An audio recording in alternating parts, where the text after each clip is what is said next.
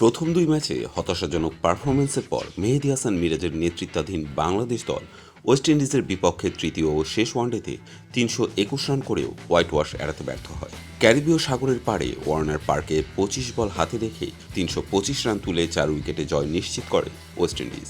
এই হারের ফলে বাংলাদেশের জন্য ২০২৪ সালের আন্তর্জাতিক ক্রিকেট ক্যালেন্ডার শেষ হল একটি তিক্ত স্মৃতি দিয়ে। সিরিজের শেষ ম্যাচে বাংলাদেশের ব্যাটিংয়ে ছিল কিছুটা উজ্জ্বলতা। সৌম্য সরকার, জাকের আলী, মাহমুদুল্লাহ এবং মিরাজের ব্যাট থেকে এলো ৪টি 50। সৌম্য ৭৩ রানের কার্যকরী ইনিংস খেলেন, মিরাজ ৭৭।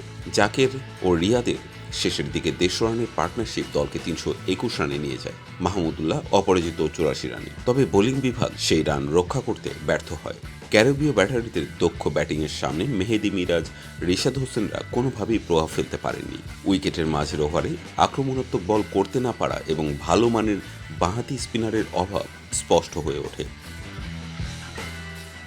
আমির জাঙ্গোর দুর্দান্ত ব্যাটিং এবং কেসি কার্টির ৯৫ রানের ইনিংসের উপর ভর করে স্বাগতিকরা সহজ লক্ষ্যে পৌঁছে যায়।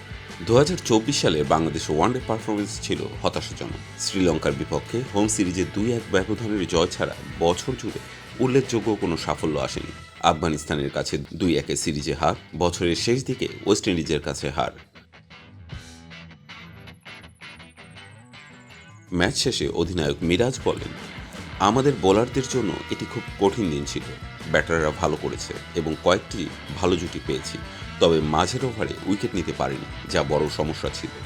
২০২৫ সালের চ্যাম্পিয়ন্স ট্রফির আগে বাংলাদেশ দলকে ব্যাটিং ও বোলিংয়ে উভয় বিভাগেই উন্নতির জন্য বড় চ্যালেঞ্জ মোকাবেলা করতে হবে।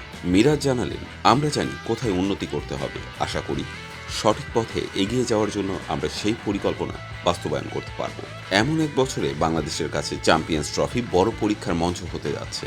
দলকে সাফল্যের পথে ফিরতে হলে টিম ম্যানেজমেন্টের পাশাপাশি খেলোয়াড়দেরও সম্মিলিত প্রচেষ্টার প্রয়োজন।